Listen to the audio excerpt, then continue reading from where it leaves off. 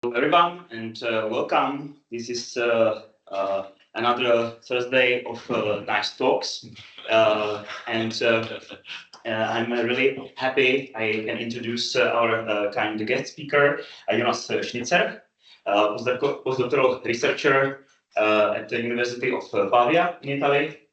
Very nice and beautiful city, according to TripAdvisor. So invited there, probably. And I'm happy I can introduce him together with his nice topic, what he brought for us. It is deformations of Lagrangian and Q submanifolds. So we're really happy to have you here, and if no offenses or remarks, we can. Okay. Thanks a lot for the invitation, and it's a great pleasure to speak here. As already I announced on the blackboard, I'm talking about deformations of Lagrangian and Q manifolds. So I'm aware that probably not everyone is aware of what this guy is, what this means. So I will probably start. I will start with a tiny introduction of what is the classical problem, and then go to the world of this is n is for natural numbers. So it's a graded manifold, but with just positive amplitude. And Q is a certain kind of vector field you implement on these manifolds, which is called a homological vector field. And basically, the idea of this guy are that they generalize many objects at the same time, depending on what exact degree. I will explain later what I mean with this. And so we can capture many different deformation theories just in one tiny theorem, and I will hopefully have time to discuss some examples. Okay, so I will start very basic. So the first part is the non-graded classical picture. And just that we are on the same page, let us define what is a symplectic manifold. Okay, so a symplectic manifold, symplectic. So this is a smooth manifold, smooth if you like, and omega is a two form on the manifold having two properties. So one property is that the induced map from just by inserting a vector in one slot, that this is an isomorphism. And the second one is an integrability condition which sees that it's closed. Okay? So from this, it follows immediately that the dimension of M is even. Okay? So there are special submanifolds in symplectic manifolds. These are half-dimensional manifolds. I will make an example in a second. Half-dimensional manifolds, so dimension of the submanifold is n, and that the pullback of the two form on the submanifold is 0. Okay? So this is the second definition.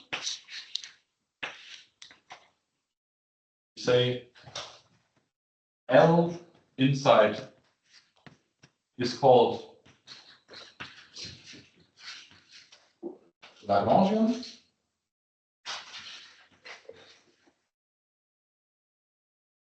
If there are two things,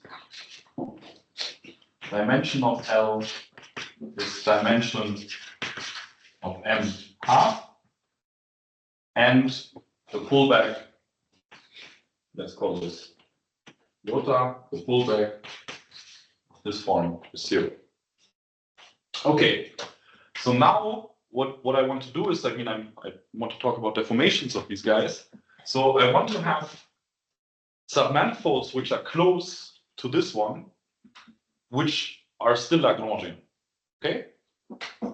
So how do we do this? I mean, this is actually a very nice, I have a lack of drawing in higher dimensions than 0. So I try to make it a tiny drawing. So the idea is the following. So this guy is n, and you have a submanifold inside here. Okay. So what do? You try to find submanifolds which are close to this line, but in order to parameterize them like reasonably, what we do is you choose transversal directions. Okay? So at least around this guy, I can choose this transversal directions, and then I can find probably something which is like here. And I can parameterize them in transversal direction. Okay, this is what is called a tubular neighborhood. And this green thing is just, tubular neighborhood is a vector bundle, and this green thing is just a section of the vector bundle. So the image of the sections of this vector bundle will give you a deformation of the manifold as a submanifold. But now we have the second conditions that the dimension will not change. So we don't have a problem with this, but the pullback of this guy may change. Right? If we make the transformation with the section. So a way to circumvent this is actually a theorem. And this is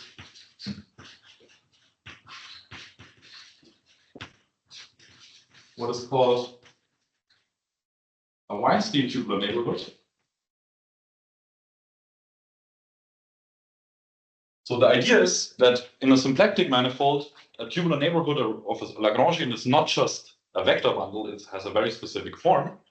And it says that if you have a Lagrangian submanifold,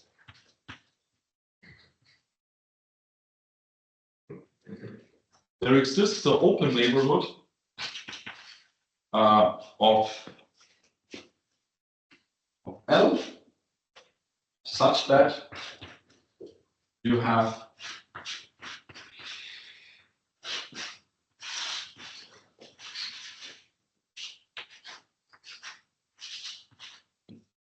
a commuting diagram such that basically the cotangent bundle of L is isomorphic to U. And now the question is, what isomorphism is this? It's an isomorphism of symplectic manifolds. Okay? And I will tell you in a second what the symplectic structure is. So this is an isomorphism of symplectic manifolds.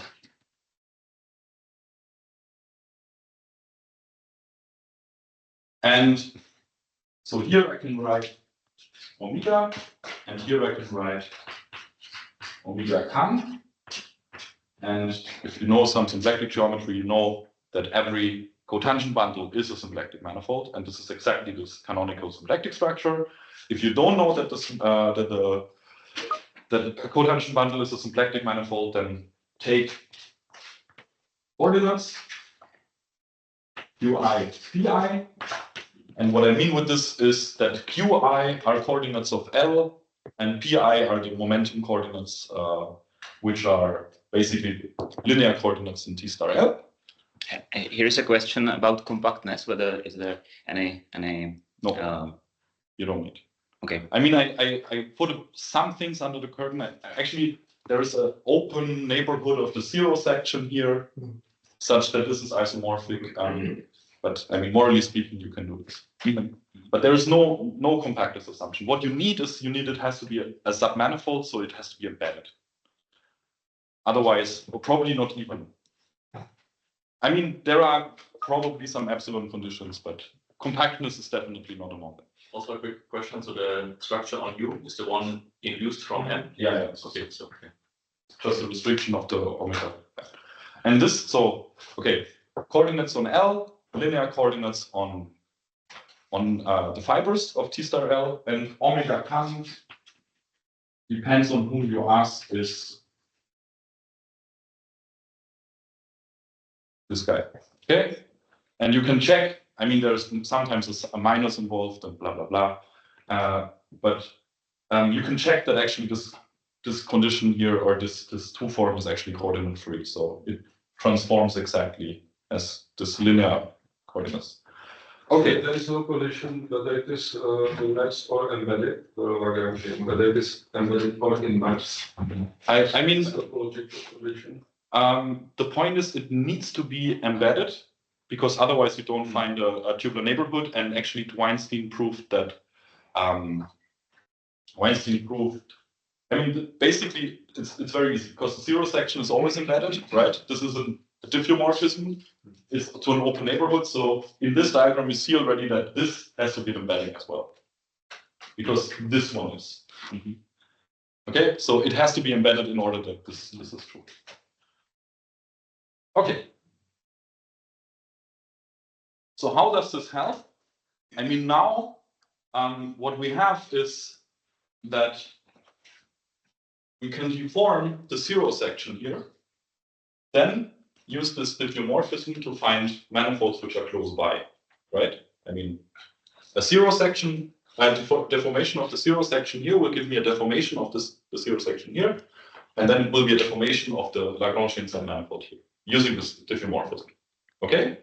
So the only thing what we need to check is that when is the image of a section, again, Lagrangian in the cotangent bundle?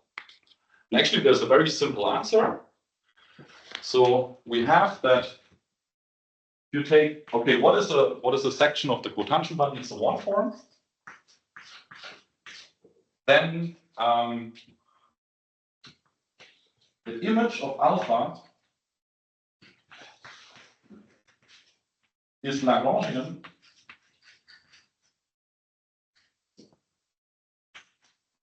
if and only if it is closed. Okay? This is a tiny computation you can do. It's basically connected to how I build up this this differential form here. There should be a condition, right? Okay. Okay. So what we have is that taking a section of L, we can find a Lagrangian if this is closed, and so we found a Lagrangian inside the big manifold, which is close to the first one because it's just, I mean, if this section is small, let's say, okay. I mean, you can also do the trick and scale it with a time parameter, and you get a whole family because this is a linear condition. You get a whole family of deformations of this. As it is probably more called a deformation because you have a one parameter family of Lagrangians. Okay, so just probably a notable mention. Usually one looks at deformations up to Hamiltonian isotopies, whatever this exactly means. So let's say like this. It's not that important.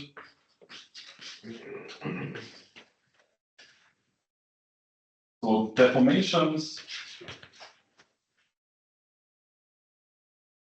of L modulo Hamiltonian isotopies. I mean, now I have closed one forms modulo something. So what can you take? It's exact one forms.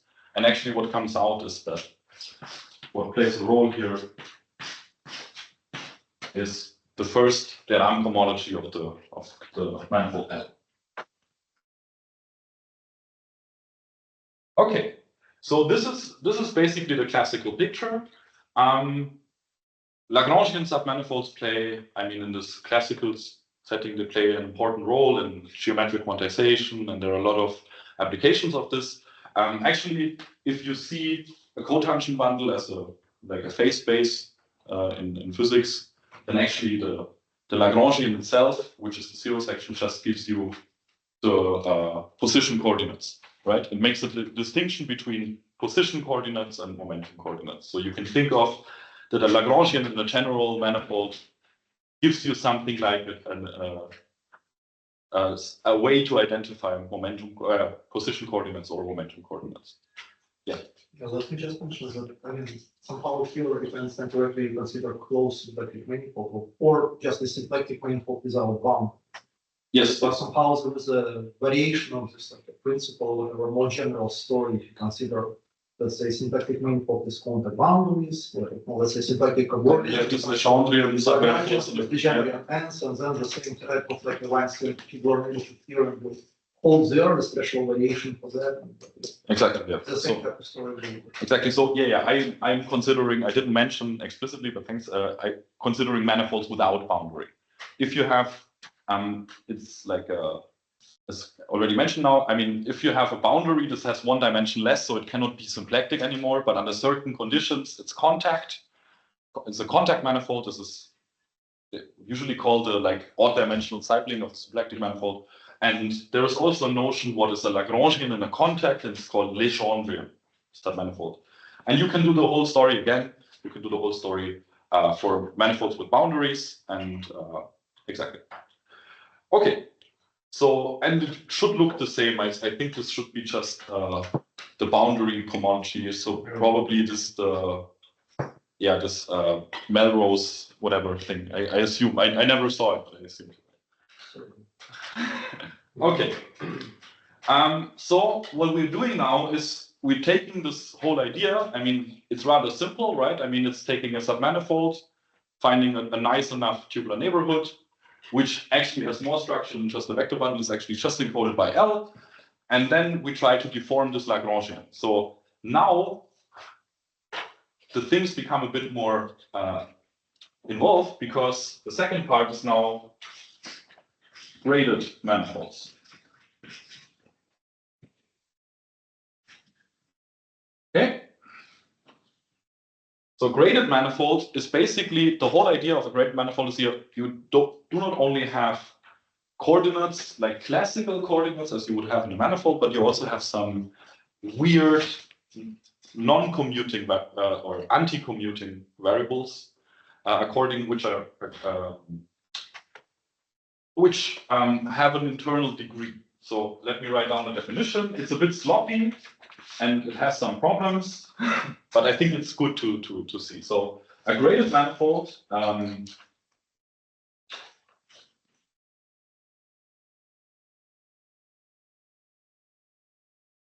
is usually denoted like this. So and what we have is we have a smooth manifold, and we have a sheaf of graded algebras, which locally looks like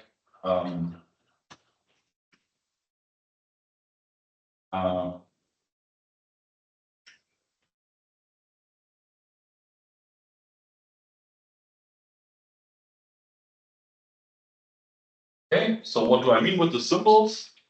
This is the symmetric algebra of a vector space, but it's not just a symmetric algebra. I just told you that there are also some anti-commuting variables. So actually, this V is given by a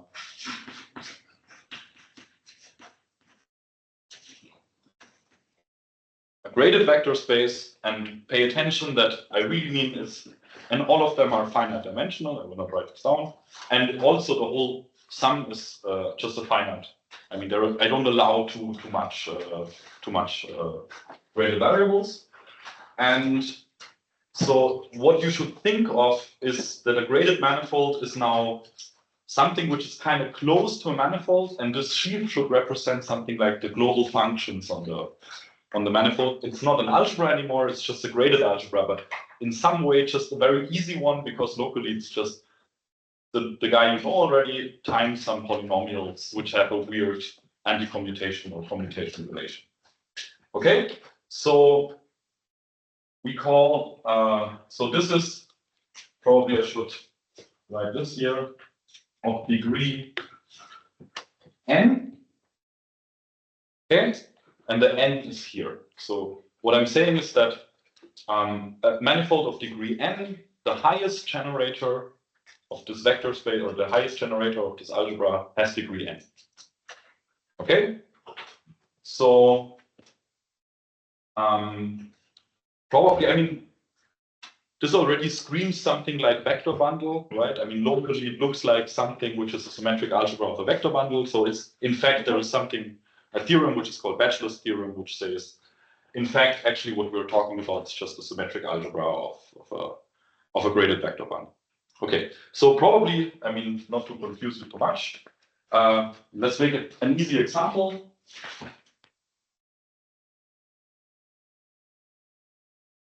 Somebody, I mean, I already spoiled a bit. What could be a nice example? Differential forms. Differential forms, yeah. So differential forms, like the whole thing. Exactly. This is a graded algebra, right? It has the wedge product as a product, and it looks like certainly like this because you just take generators in degree 1, which is looking like the tangent bundle, the cotangent bundle. And if you take the symmetric algebra of something which is concentrated in degree 1, you get actually the wedge product. Okay, perfect. Yeah. So this is a graded manifold. Of degree. Okay, what is the degree?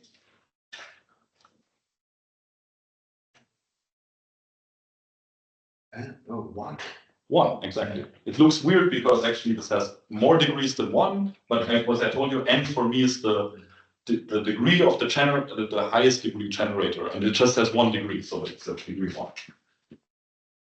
Okay, so I mean, morally speaking, this is all like very nice because the point is they are in some sense so close to manifolds that they allow everything what you would imagine. They have a reasonable Cartan calculus. The only thing what you have to take care of it is that actually now they have everything is double graded or double graded. I will write down like a list of things which I need.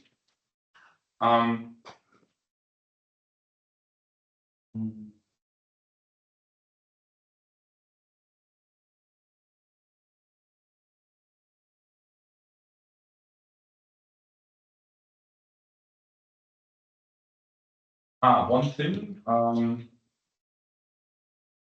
So I will write on the other blackboard. This is just for later. I mean, the dimension of this guys, you have possible ways of defining the dimensions.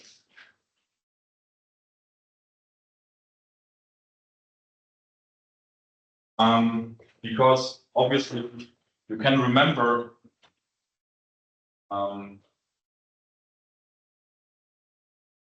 so the dimension of this guy, let's give this a funny curly M, which is this pair of smooth manifold in the sheet. And this dimension of this guy is now something like a tuple of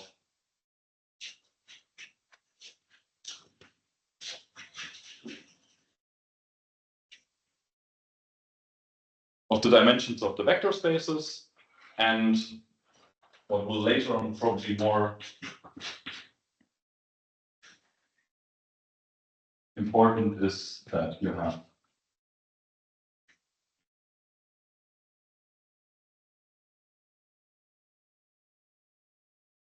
you just sum up the dimensions and you get all the dimensions. It's just that you keep track a bit of what are generators in which degree. Okay, so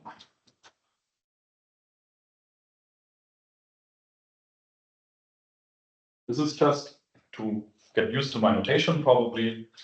What you obviously have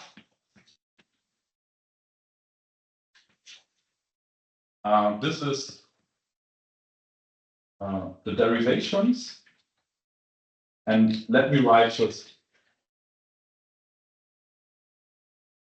this for the global sections of the sheet. And be aware that we always have enough global sections because actually it's basically just vector bundles and smooth differential geometry. Okay, and now if you have a graded algebra, also the derivations have a degree. Okay, so the idea is that you don't have a Leibniz rule, but you have a graded Leibniz rule. So the idea is that if I take two functions, then the first part is exactly what you would expect. And there is something which is called the Kosul sign, which says that every time you switch two elements, you get a sign. And so what you get here is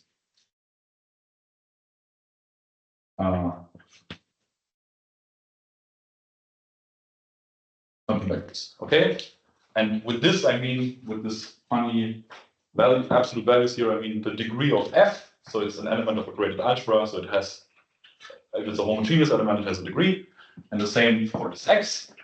And what you have then is you have derivations, and then you remember differential geometry 1. These are actually just sections or vector fields, right? Which you can also see somehow.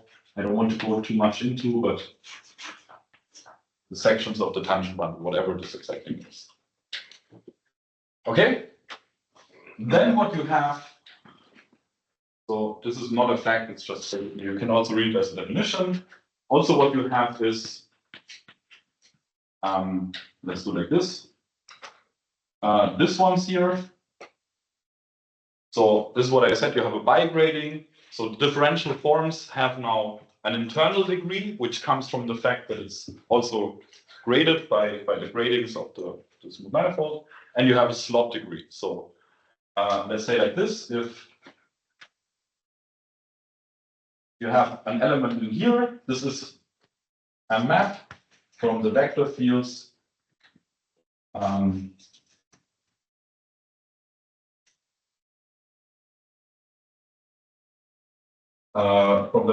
into the functions,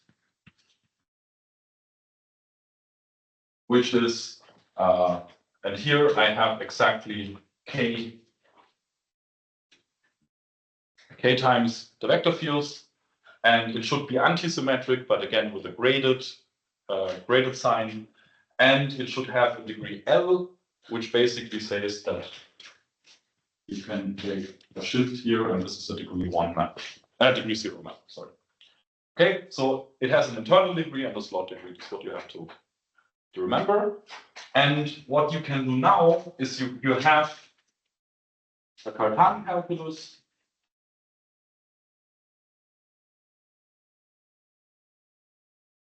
which means what do you have? You have a Dirac differential, and the Dirac differential adds 1 slot and no internal degree. You can check this. Then you have an insertion, which takes a vector field and a form.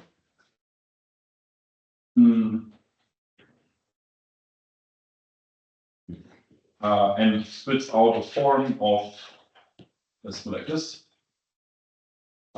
k minus 1 and L plus I. So if you have a vector field of degree I and a differential form of degree KL, then what you do is you insert it in 1 slot, so you have just 1 slot less, and the internal degree is just add up. Okay, and then with this, you can cook up something which is by just enforcing Cartan's magic formula, and what you get is a Lie derivative, and then everything what you want from a normal, like from a manifold, smooth manifold, you already have. You have Dirac, you have insertion, and you have a Lie derivative. Is it a definition or? Yeah, take it as a definition. I mean, yeah. I mean, usually you would probably define it as the derivation of the flow or something like this, or but the flow is a bit weird to define because at degree 1 vector field already the flow has to be, you have to shift the time by 1 in order to have a well-defined flow. But I mean, if you arrive at the point that you shift time to be an odd variable, then you did something wrong. So, so take it as a little. No time, so it's always commutated, or? I mean, I'm always, when I write down commutator, it's a graded commutator. It's a grade. Exactly. So here, this guy, actually, it's a graded commutator with respect to the bi degree. Yeah. Okay. So this map here, Ix has bi degree -1 plus I. The Dirac differential has bi degree 1, 0, because it just goes slot high, and then with respect to the bi degrees, you take the commutator. I mean, it's just a bit annoying to keep track of the signs, but actually it's super easy. Okay, so this was the crash course in what is a graded manifold. And as already announced, I mean, We're interested now in basically the first couple of minutes, but in this world. So we need to define all the structures.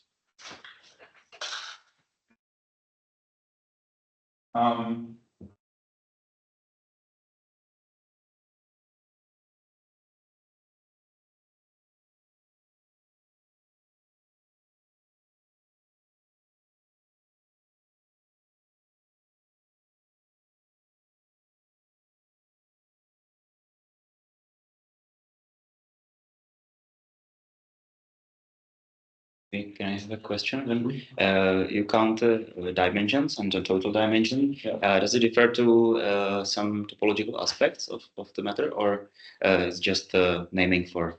I mean, in the beginning, it's just a naming. The point is, I mean, as you already seen, that my graded algebra, you can take a graded manifold, you can take the de Rham complex, you can compute its cohomology, and you think like, ooh, I did something crazy. But in the end, what turns out is that you end up with the de Rham cohomology of the base manifold you started with, because the other variables don't have topology, because it's just polynomials in the end. Okay, so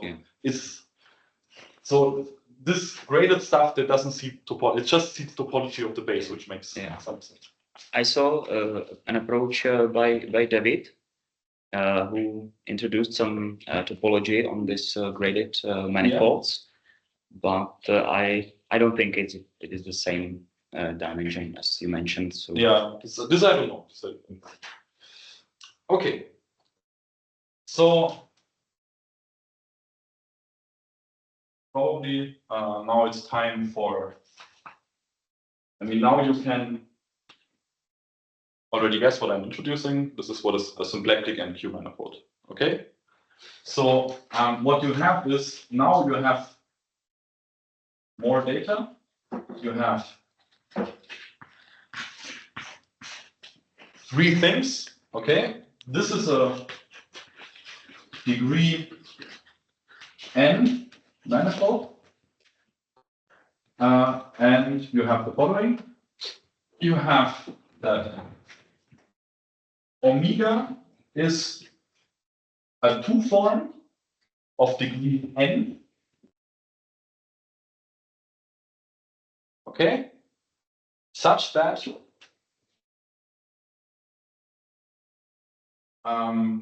okay, first of all, it is closed. This is the easy thing, and it induces a map. In the beginning, I said it's a map from the tangent to the cotangent bundle. But now I have to be a bit more careful. I just do it on sections of vector bundles, so it's easier. What I'm saying is that it's a map between the vector fields and the one forms. But now I already saw that this guy has degree n, so I add here an n. And I write here an isomorphism, and what I mean with this is, I didn't mention it explicitly, but the vector fields are a module over the functions, and differential forms are a module over the functions, and this is a module isomorphism. Okay? And what is the Q?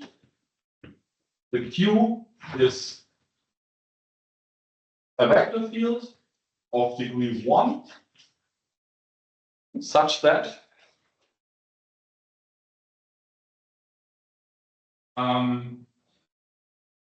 it squares to 0. So let's write it a bit more complicated. So it commutes with itself.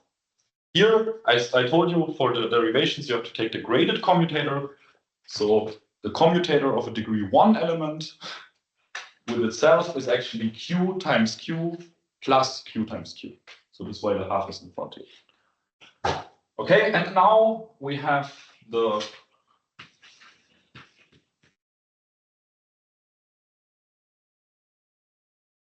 condition which connects them both. We have a symplectic structure, we have a vector field which squares to 0, and we have that the vector field is what is called a symplectic vector field.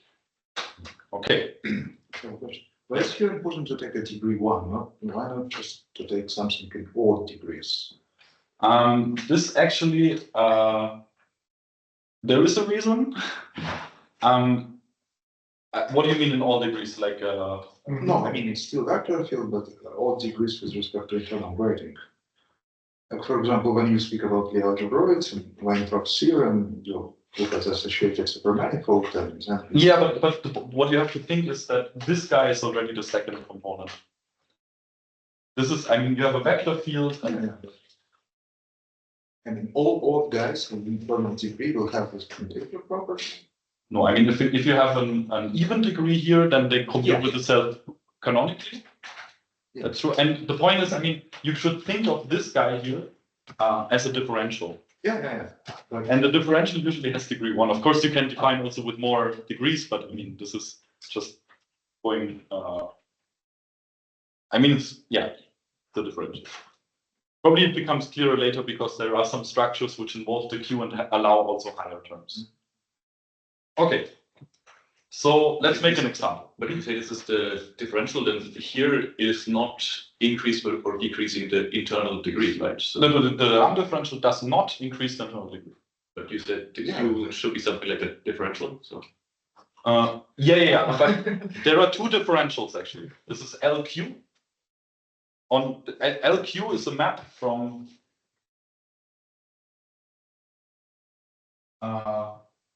the forms. And now you have to be a bit careful.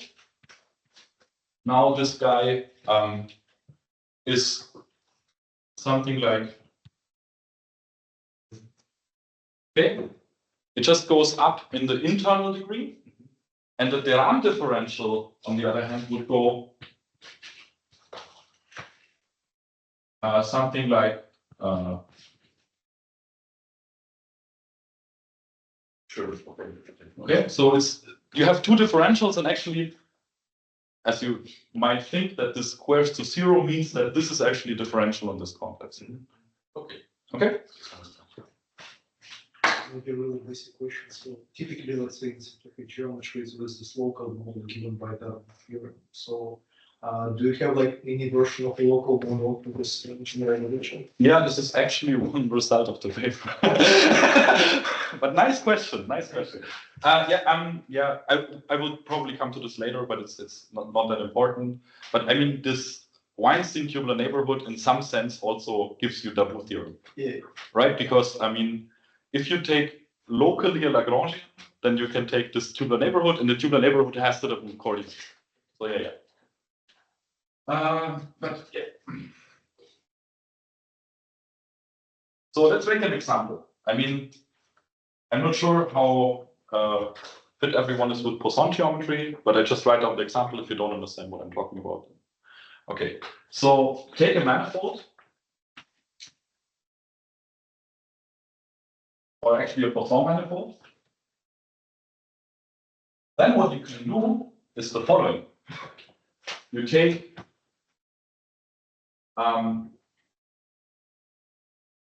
the multi-vector fields. Okay, this is now my functions. Then you take the Houghton bracket. This is now a Poisson bracket on these functions, but of degree -1. Okay, this is, I will write down in a second, Poisson of degree -1. And now we still have the Poisson structure of this manifold left over. And so I can write down Q is already this. Okay, it's just a joint with respect to the Poisson tensor. Okay, now we see already that, I mean, here we have this Houghton bracket. So this is what in symplectic geometry would call, it's not a symplectic vector field, but actually it's a Hamiltonian vector field, because it's, I will write on in a second, this is no coincidence. Here I already used that a symplectic manifold induces a Poisson bracket. Okay, so let's make, I forgot this actually, so let's make this precise. Okay, so you can define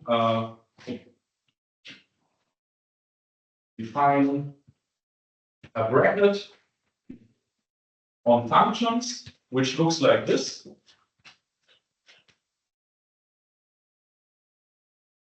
And these guys here are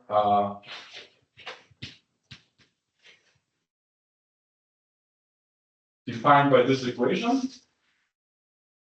We've seen that, I mean, I take a function, I take the exterior derivative, what you get is a one form, and we know that omega is an isomorphism. You can so you define a vector field, this is what we call the Hamiltonian vector field, and then you define an operation on two elements like this, and what you see is that this is a degree. You don't need to know exactly, I don't want to write down the formulas, a degree minus n Poisson vector.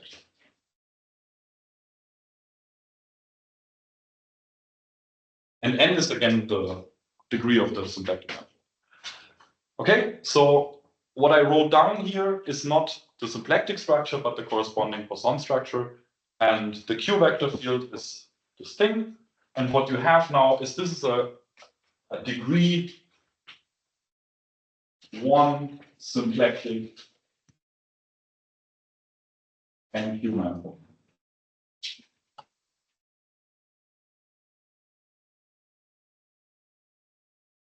Okay. One thing, I think this.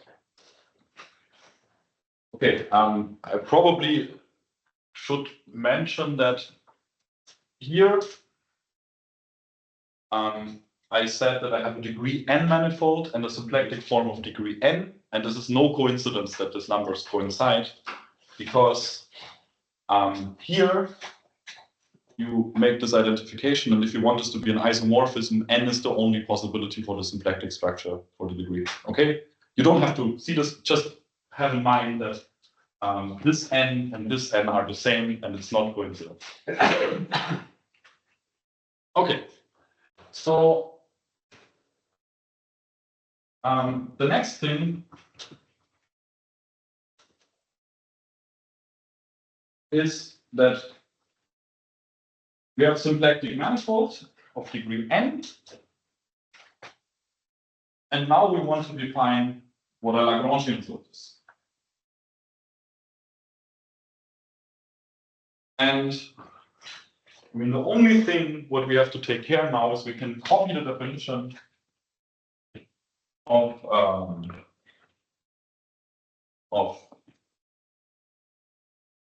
the usual symplectic manifolds. The only thing what we have to take care is the dimension thing, because we have an idea of, or we do not really have an idea of what is dimension, and we have this funny Q which is still flying around. So what we should do is we should assume that the Q restricts to a vector field of the submanifold. It's the only reasonable thing we can do. So the definition is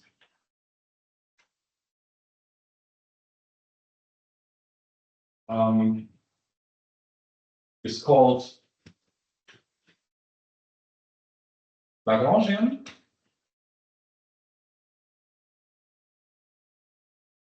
If, or Lagrangian, probably let's do this properly, and Q submanifold.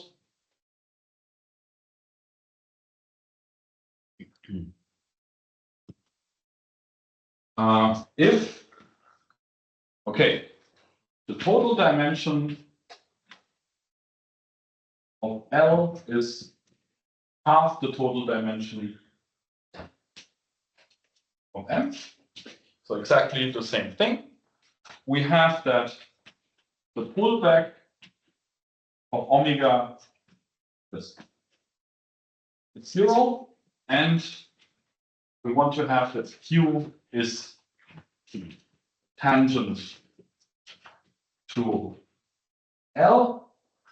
And of course, I was super sloppy. I didn't define what is a submanifold or whatever, but you think like this. You can always represent the submanifold in terms of the vanishing ideal, and you can always write all these things down in terms of the vanishing ideal. For example, this boils down to that the vanishing ideal is a Poisson subalgebra. This guy just says that Q preserves the vanishing ideal, and this you cannot say about vanishing ideals and it's wrong. But I mean, just keep in mind that it's basically the same as we already wrote down for the Lagrangians. Okay? Just give us some decomposition of your VIs into Lagrangian subspaces. Yes. The point is that it's since you have a graded symplectic, it's actually the odd, depending also on the degree of omega, there might be also just a metric. Yeah. So, and then Lagrangian of a metric is not really. In fact, this is kind of probably a thing to say. A symplectic manifold, due to Darboux theorem, always has local Lagrangians. At least you find a chart and you can just set the p coordinates to 0, and you have a Lagrangian at least like around every point. Not unique, of course, but these guys, they don't have to admit Lagrangians, not even locally. There might be just graded symplectic Q manifolds which do not have Lagrangians. And this is actually because of this reason, because you have metrics probably chosen in a weird way. Because in a sense, they still have canonical form, so you can represent depending on the degree, it could be something like Darboux or Darboux plus some form. Exactly. There is a very nice paper by me and Miguel, who is called Deformations of the Darboux theorem inside, and it actually has this distinction, which either it looks like exactly as you would imagine, or you have to add some metric part in some degree. But yeah, I will not talk about this today, but if you want, I can. Okay, so the whole idea is now that. It's much more. So in the standard symplectic geometry, besides for this Darboux story, right, and its relation to the Weinstein story, to the standard neighborhood theorem, it's also important that you have more or less like a nice Lagrangian that gives you this structure, this potential boundary structure, in a sense that you know that there is this like nearby Lagrangian conjecture, which at least conjecturally describes like all possible exact Lagrangians in the contingent bundle, right? So they all must be like the same as the zero section of Hamiltonian isotopic to the zero section.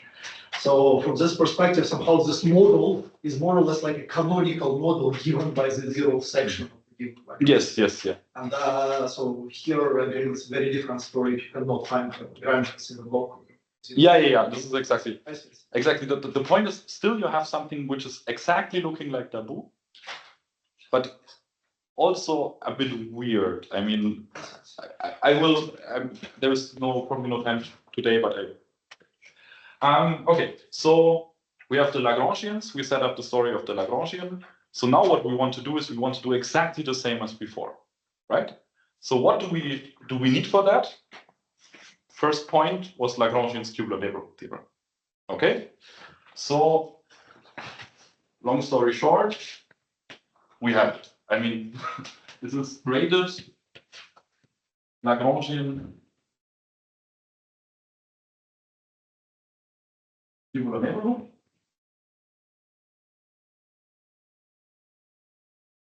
Okay, and it says that if you have a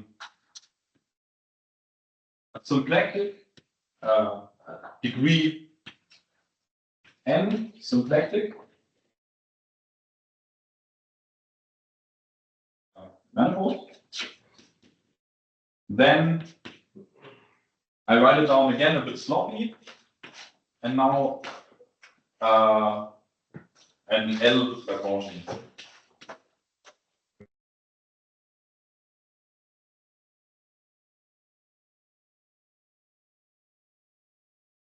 Then what we would expect that you have something like cotangent bundle of L is isomorphic to an open neighborhood. But now keep in mind that our symplectic structure had degree n. So what we have to do is a bit crazy, but what we have to do is we have the cotangent coordinates, and the cotangent coordinates we shift by degree n. Okay, and this is now isomorphic to m, at least an open neighborhood, and also here you have an open neighborhood with the zero section, but let's forget about this for a second. And also as symplectic, and the symplectic structure here looks exactly as the one before. You have coordinates in L, you take the dual coordinates, and then you shift them because you shifted one, and then basically this guy you can really think of, it looks exactly like this guy, and you can also make sense in the graded setting like this. And the whole idea is now that we just have to take care of shifting, deforming the zero section in the shifted cotangent bundle. Okay? And actually, check how much time I have. Oh, yeah, okay. So let's let's go a bit faster. But actually, it's the story I want to tell you is almost finished. But something probably not too expected happens now. Because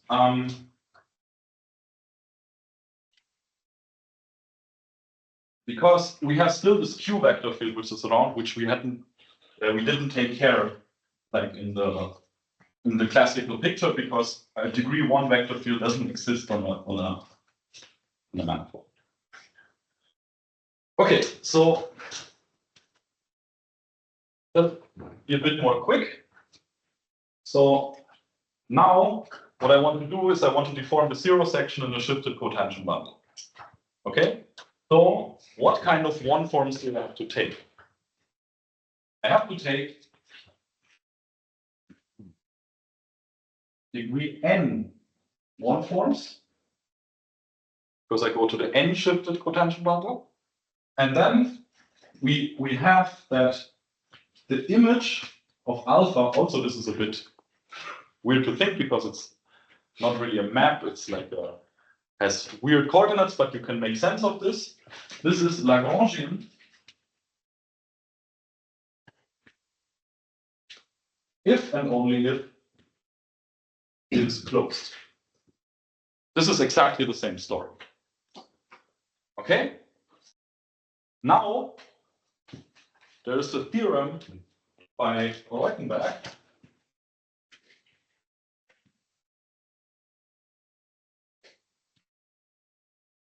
for n bigger than 1, which is the case we're interested, because n0 would be exactly the classical case. We have that alpha is the differential of a function. Okay, and this f is a function on L of degree n. Okay? This is basically connected to what I said before. The Deram homology doesn't see anything for the degrees which are not zero. So it is because we have Euler vector. You use Euler vector. Yeah, exactly. This is how Reutenberg proved it. You can write down an Euler vector field, and the insertion with the Euler vector field gives you a canonical primitive, and this is exactly the same. Right? Okay, so what we have now is we have a Lagrangian submanifold, but we want to have that this guy here is not only Lagrangian but also tangent to the Q vector field. Okay? So let's do like this. I write it down probably as a theorem. So we have Q induces an L infinity structure on the functions on L shifted by n minus 1. Okay? And this is actually pretty explicit. So the case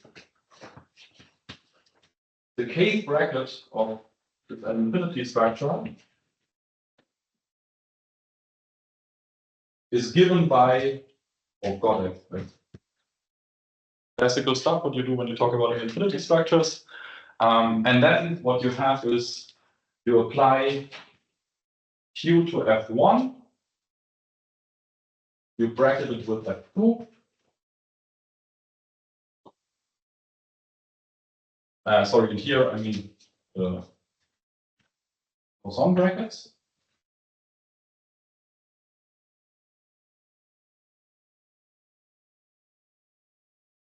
Okay, so now this doesn't make too much sense, first of all, because I mean the functions on L are obviously not in the cotangent bundle. What I mean with this is I take the pullback to the cotangent bundle, and then I apply Q, and then I bracket with the, and then I pull it back to the zero section.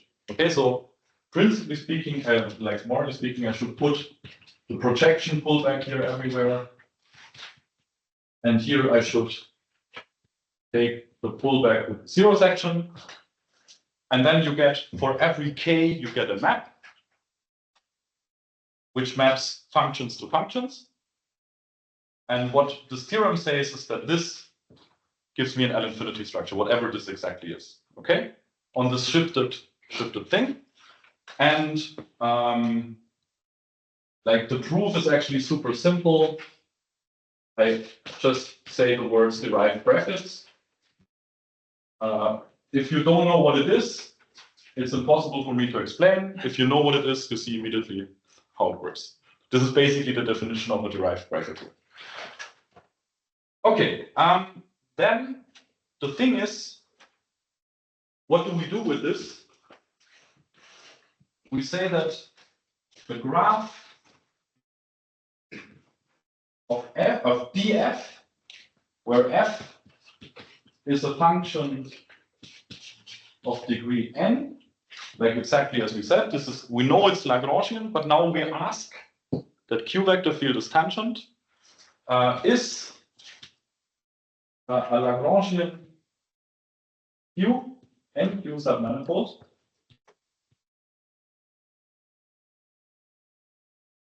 If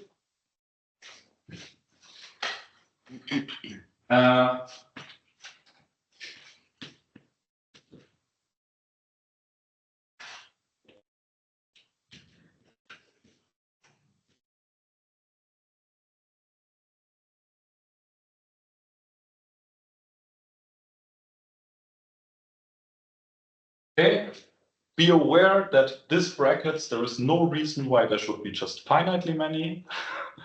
And be aware that this sum can be super divergent, but morally you can make sense of this, at least in formal deformation theory, okay? Anyway, so what I'm saying is, morally speaking, this is true, and the precise statement is in the paper written again.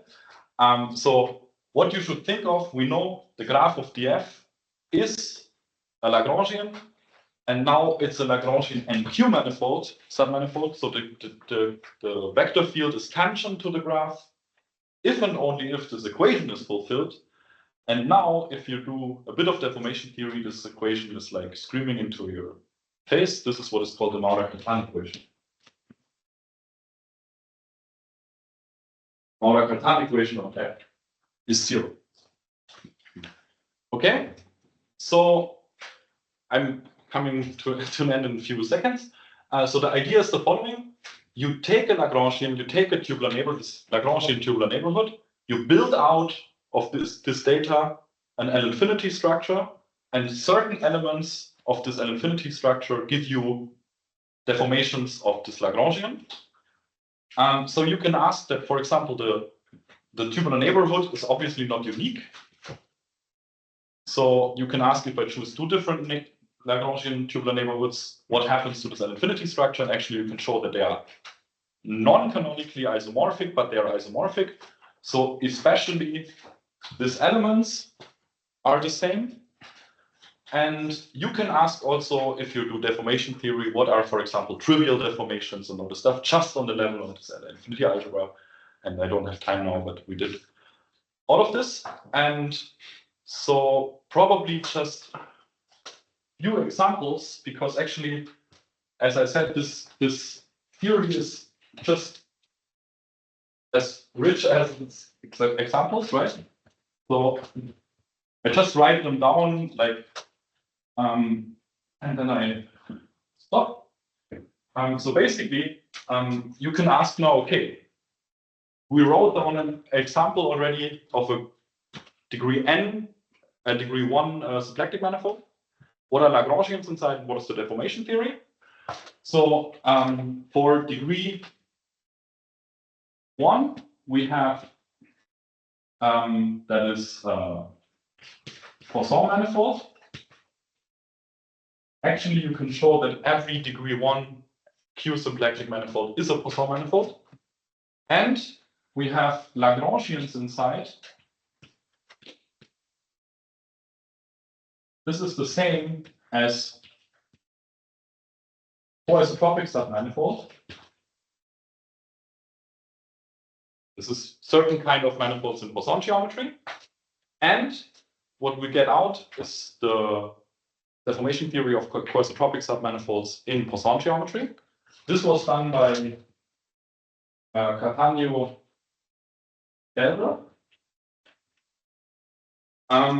So the next thing is degree 2. And don't worry, I don't go to every n. After this one, I stop. Degree 2, we have M is a Coulomb algebroid.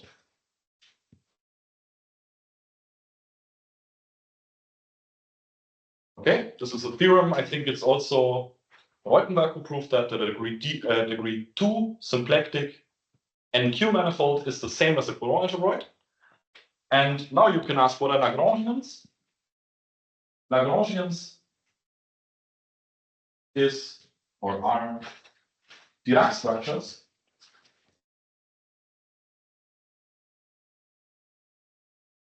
actually a bit more general than Dirac structures. Is a Dirac structures with support. Okay.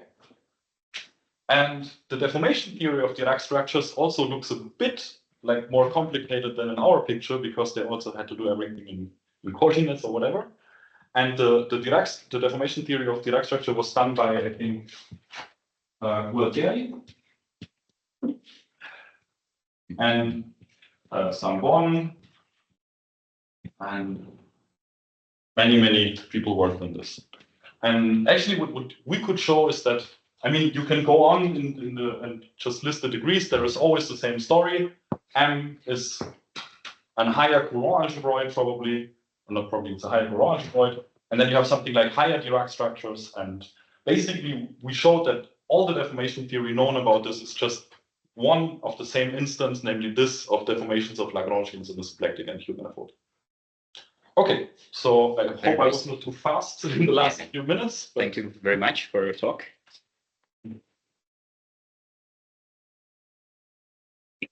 I'm talk, and it's time for questions, remarks, if you have any.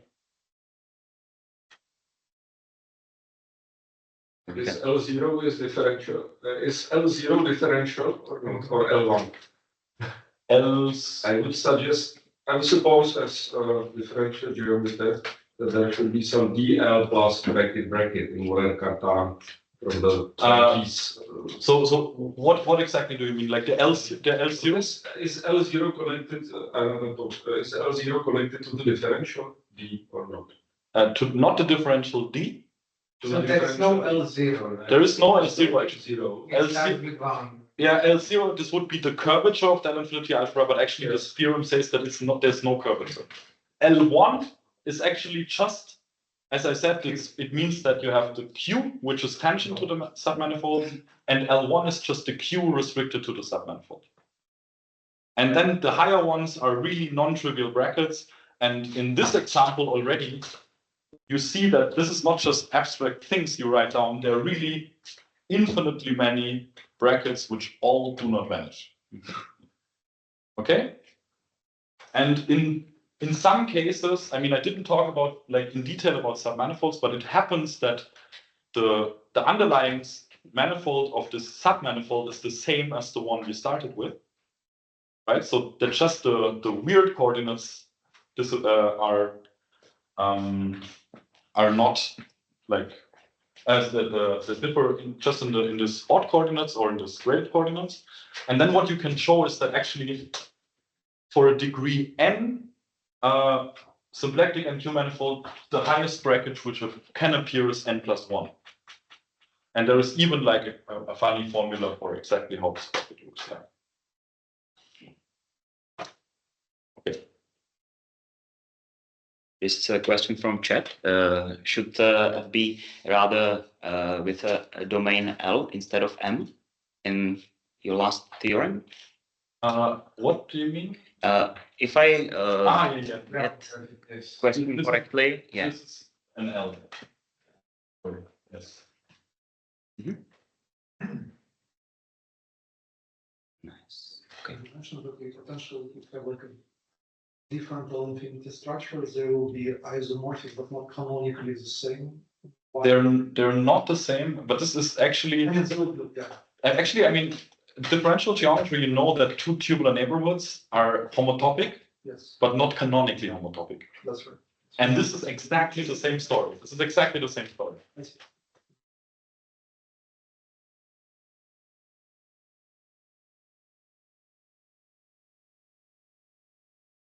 Maybe a question pointing to some generalization of this. You stressed on having only a finite series. Yes. And we had a talk last time concerning the infinite power series by Rudolf Smolka. So do you think anything can spoil here? Yes, yes. I mean, the problem is always a bit.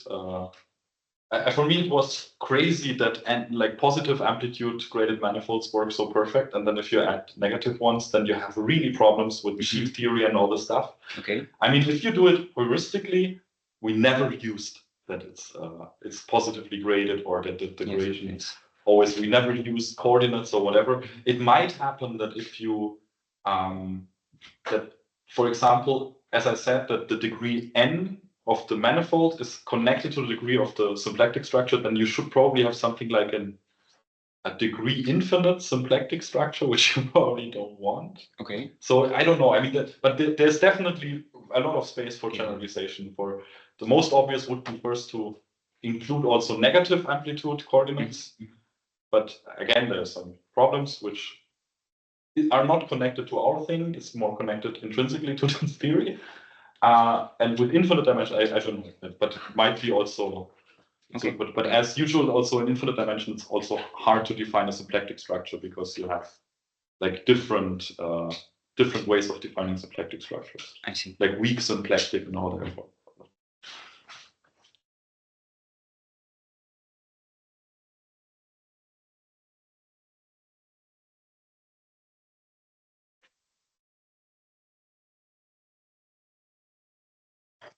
Could you maybe comment more on how to see the theorem? Or I guess that the first part is somehow easily or maybe not so trivially following from the theorem by Rothenberg. Yeah, I mean, you mean which theorem actually? The last one. The last one here?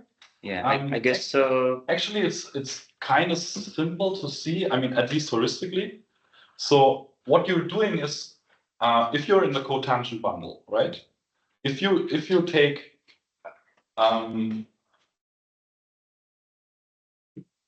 if you want to look at the image of this guy, then you can. Well, let's do like this. It's easier.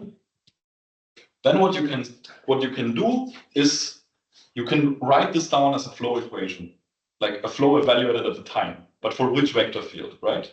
So what you're doing is you take the pullback of the function to the cotangent bundle, you take its Hamiltonian vector field, you consider the flow of this vector field, and you evaluate at 1, and then apply it to this guy here, okay? And now, what you can check is, I mean, heuristically, a flow is just an exponential, right? So if you write down this Some series. in some series, exactly.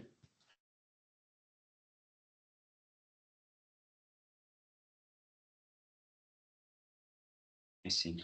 Then you basically have this equation, because I mean, these are just nested brackets here, right? And then this equation, you apply just the flow basically to Q. Okay. Whatever this exactly means, it's not. Actually, you should more think of theta and Q is Q looks like this, which is actually, I didn't say, but it's always the case. then actually this equation here looks like the flow applied to this function and then restricted to the submanifold. And then this is 0, and this is the same as you would say that the vector field is tangent to it. Okay? And so heuristically, this is exactly the reason why this equation is the case, but it's also a nice interpretation that this Maurer-Cartan equation, which comes from algebra and actually looks reasonably like a flow equation restricted to the zeros, actually. Thank you.